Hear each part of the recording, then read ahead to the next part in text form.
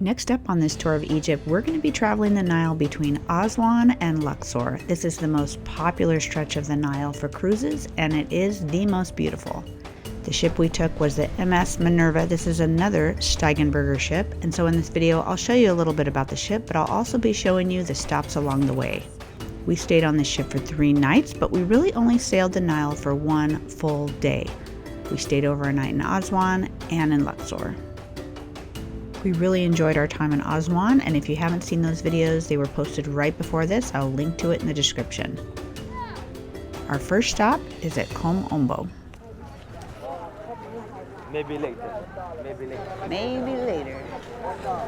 Today we're arriving at Kom Ombo to visit the temple, and it's right by the Nile. So all the cruise ships dock together, we get off, and we walk right up to the temple. Now, Kom Ombo is the name of the temple. It's also the name of the area, the surrounding area. So our guide's going to talk to us a little more about that. There's probably about at least 1, 2, 3, 4, maybe 6 ships that I can see docked right here. All right, security scan. Every temple has a security scanner, and I usually put my camera away for that. The Temple of Kom Ombo stands as one of Egypt's most unique architectural marvels. This perfectly symmetrical temple was built between 180 and 147 BC during the Ptolemaic dynasty. It is a rare double temple that's dedicated to both the crocodile god Sobek and the falcon god Horus. When you enter this massive complex, you're walking in the footsteps of ancient priests who served not only as religious leaders but also as medical practitioners, making this site one of the earliest known medical centers in human history. 2 scalpels. This is a double-end rope. This is a sponge for absorbing abdominal liquids. Oh my gosh. Grow the eye of Horus to give you healing and protection from future sickness. And that's what developed along history to be written on the corner of a doctor prescription like litter off. This part was absolutely fascinating. The temple's intricate reliefs and hieroglyphics tell stories of ancient Egyptian medicine, astronomical knowledge, and religious devotion, all while offering spectacular views over the same sacred river that's flowed past its walls for over 2 millennia. Let me give you another very clear example of Greek influence. Look at the line of the crocodile god. He's revealing a breast. You'll never see this in the Valley of the Kings, in the Valley of the Queens, in the Temple of Queen Hatshepsut, in Karnak, in Luxor temples. These are all the monuments made before the Greeks came. We were always trying to be conservative and not showing details of women. But here you can see her breast. Needless to say, she's got 2. But that's 2-dimensional art. So you would be smart enough to know there was another breast on the other side.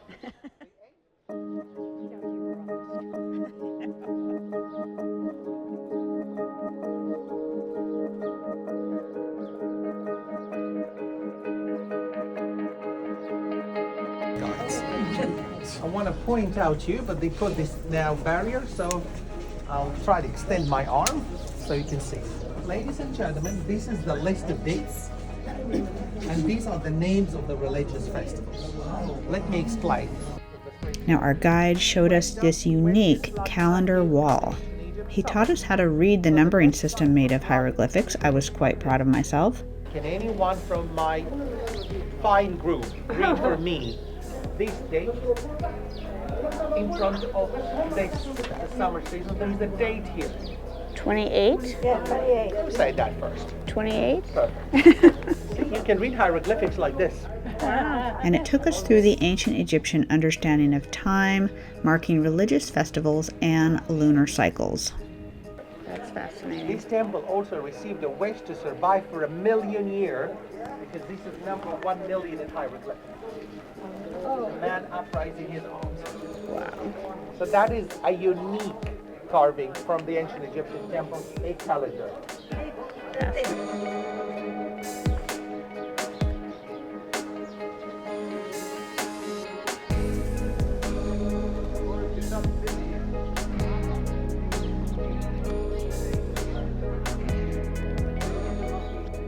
We spent a long time with our guide talking about the descriptions of medical procedures that were done here, many related to fertility. They had ancient ways of determining if you were fertile, and they also had ancient ways of determining whether you were going to have a boy or a girl. That was quite accurate. There was so much to learn here.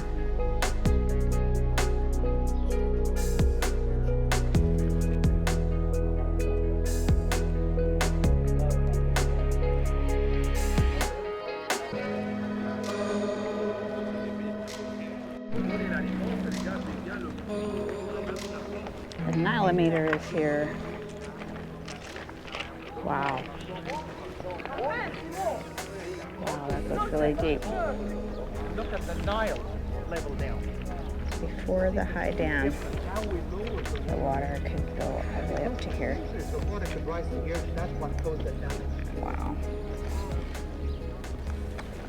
So here at Kom Ombo, they have a crocodile museum with mummified crocodiles. Now, crocodile was one of the gods that they revered here at this temple. Half of it was for the crocodile, half of it was for the falcon. So I've heard about the mummified crocodiles. I'm very excited to check it out. And he told us that in this museum, there is a baby crocodile hatched out of the egg that has been mummified. That is fascinating. We're going to see if we can find that. It looks like a Pueblo.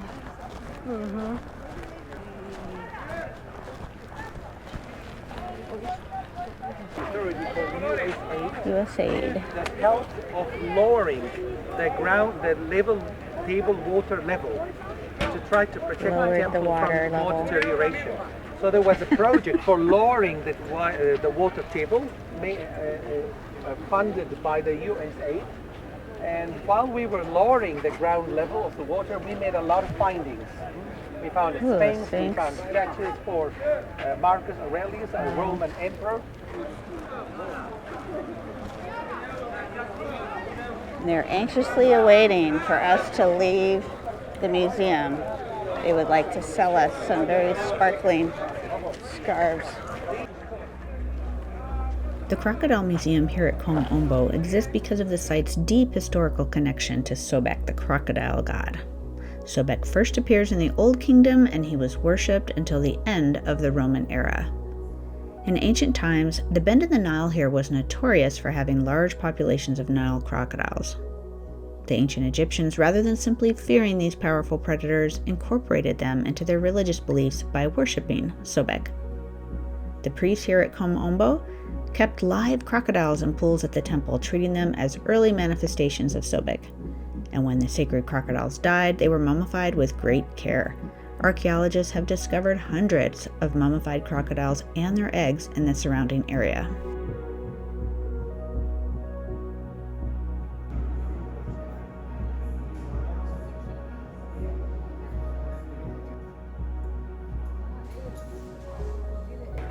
After the museum, we were released to the hounds to make our way back to the boat.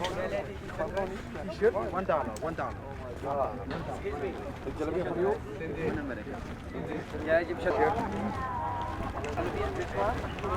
All right, back on the ship. I'll show you how we walk through the ships to get to the ships. Not uncommon from other cruise ports where everybody's trying to sell to the tourists. We are on the third boat here, so we're going to show you how you walk through. They dock next to each other and make one common walkway. Bye-bye, Kom Ombo. That was a very fascinating temple.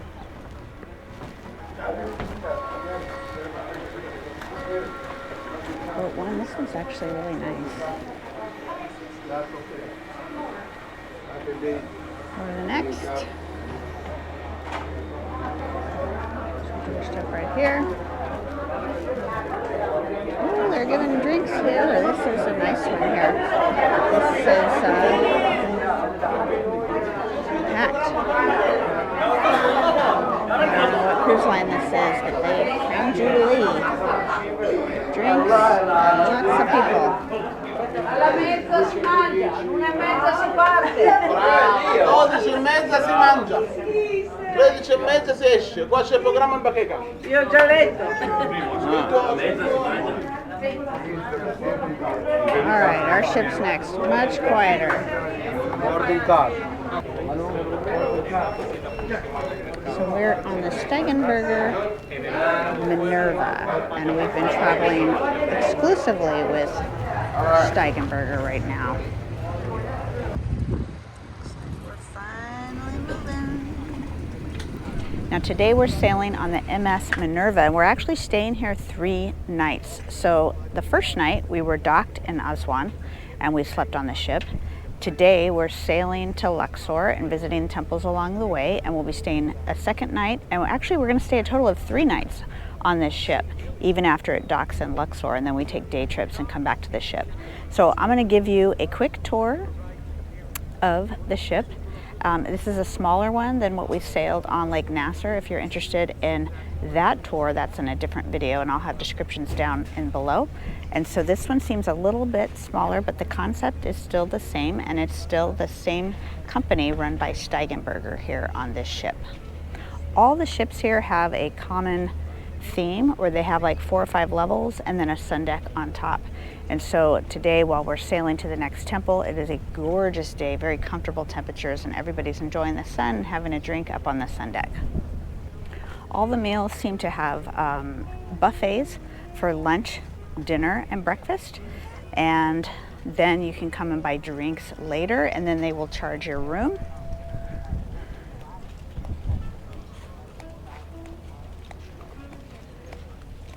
There's something burning here off the side of the Nile.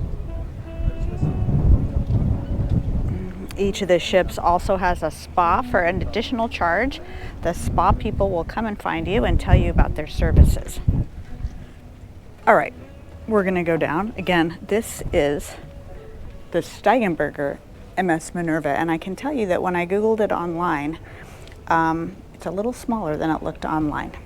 So I was a little surprised, and maybe they have some big rooms. I think some of the photos I'd seen online had like a suite type room, but that is not what we have. We have a very small room.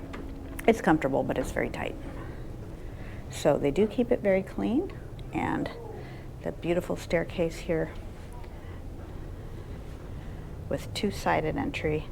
I have seen the staff keeping very clean. And so on this level here is the lounge bar. You can come in for a drink if it's too windy and sunny outside. You can come in here for a drink. All right, that's the lounge bar. And here is the bartender over here where you can purchase drinks. Now, I was not able to change the frequency of my camera, so because I'm over here in Egypt, there's like a flicker on the lights, so I apologize for that. All right. Ooh. What I didn't show upstairs by the lounge was a hallway of rooms. So here we're on the 3rd floor. My room is on the 3rd floor. So we basically just have a hallway of rooms on the 3rd floor.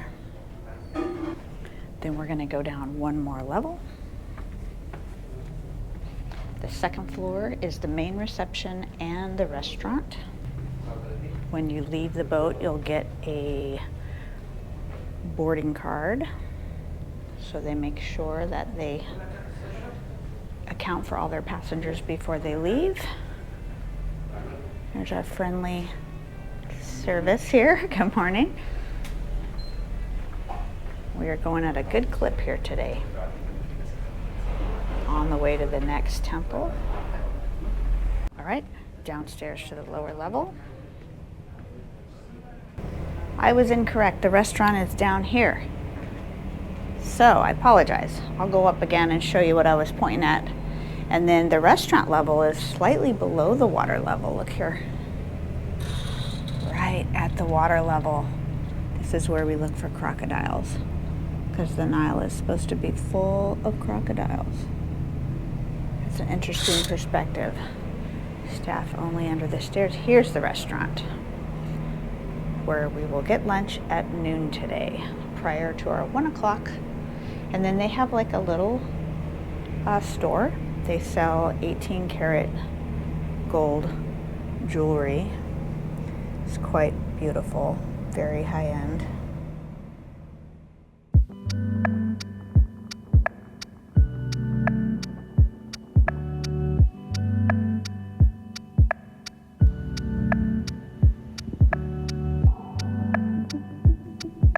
This is by far the most beautiful stretch of the Nile. I absolutely love looking at the farmland, watching the local people work the land and the water.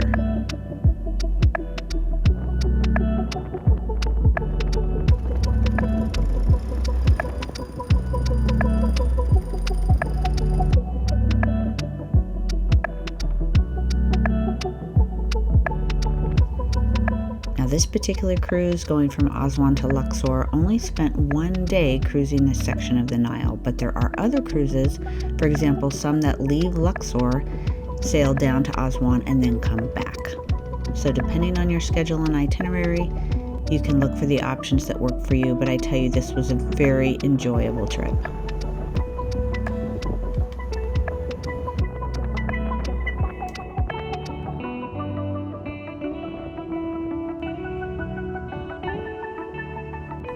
This was a unique sight that caught my eye from the boat.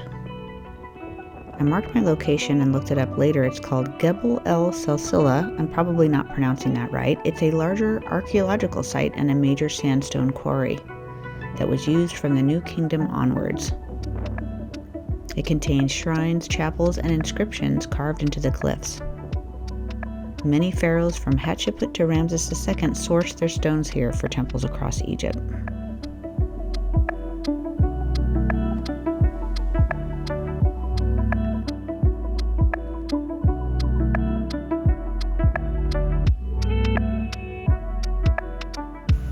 Activity started to pick up as we approached the town of Edfu.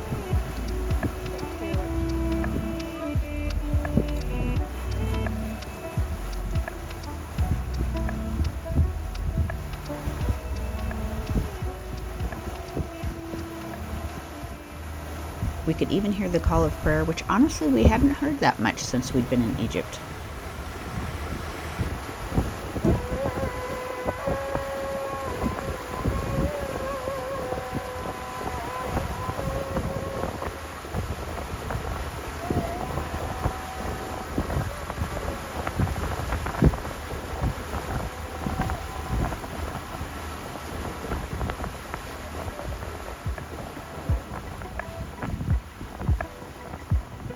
Edfu is a small town of about 60,000 people that's known for its famous Temple of Edfu that's dedicated to the falcon god Horus.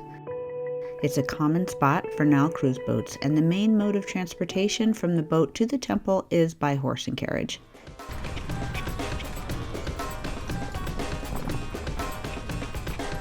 It's about a 15-minute ride to the temple, and I really enjoyed getting a close-up look at local life.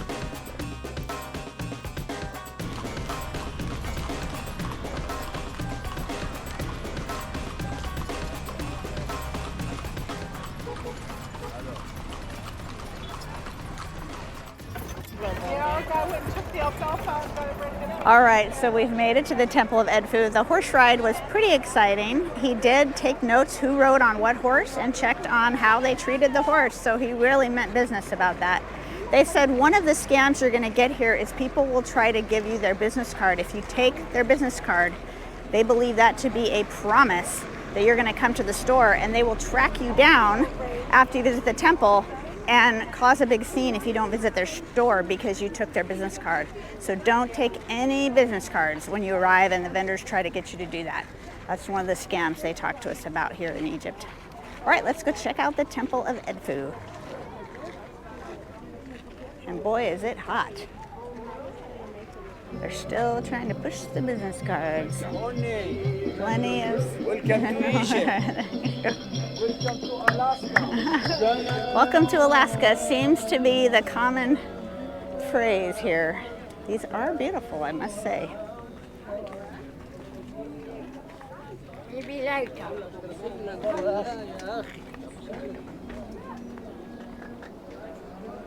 Welcome, my grandfather. How are you? Welcome to Alaska. All right, ticket office and security. The camera gets put away for a few minutes. That's interesting. Let's look very much like Pueblo. the Native American, style of bricks. Nice gift shop here.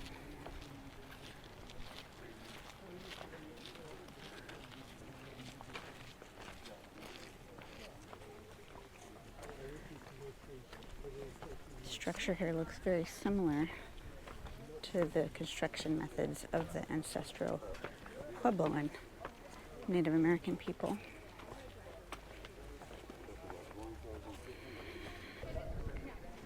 Wow, look at the walls that surround this. And that's an interesting structure.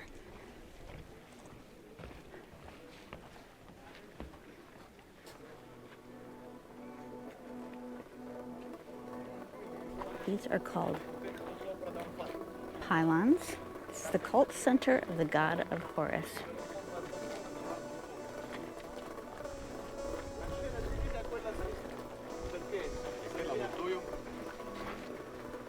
The Temple of Edfu stands as the best preserved ancient temple in all of Egypt. It's dedicated to the falcon god Horus.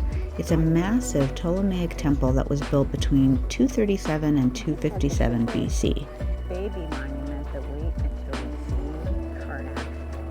Now this falcon here is definitely taller than me. Everything is enormous. Wow, there's a hinge up there. Wow. A massive doorway was here.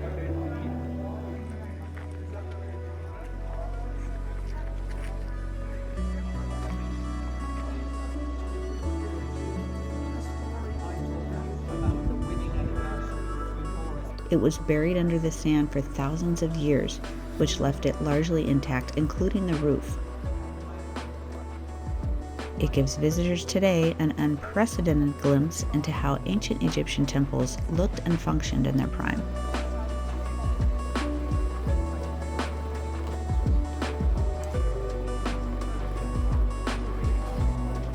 In the very back of the temple in the sanctuary is the sacred boat of Horus. Now this isn't the actual sacred boat, but it shows you exactly what it used to look like. This sacred shrine was used to transport the statue of Horus during processions and religious festivals. All of the stories from the Temple of Philae that were told to us earlier are inscribed on the wall here at Edfu.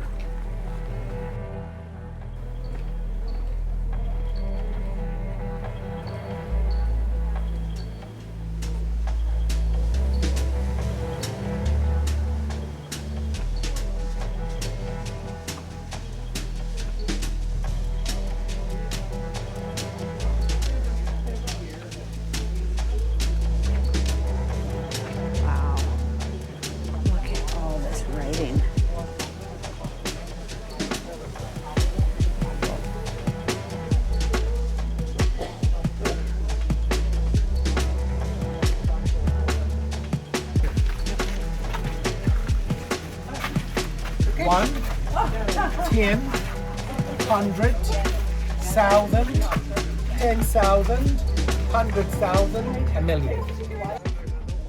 The Temple of Edfu is phenomenal. I don't know how they just keep getting better and better.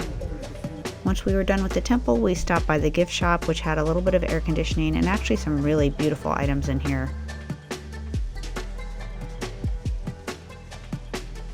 We got back on the horse, back through the city, and back on the boat.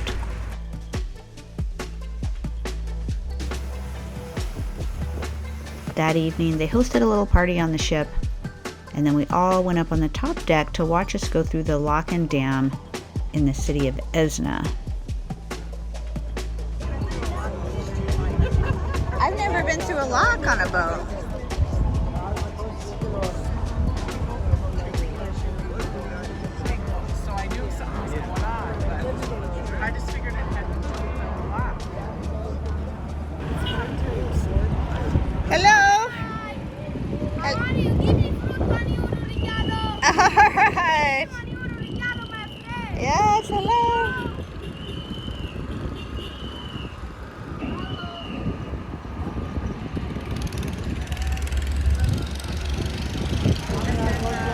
After that, we continued to sail on to Luxor. Now, the amount of temples on this stretch of the Nile is astounding, but this is all we saw on this big day. Now, the following day, we head out to many amazing adventures in Luxor, and that will be in an upcoming video. Thanks so much for watching.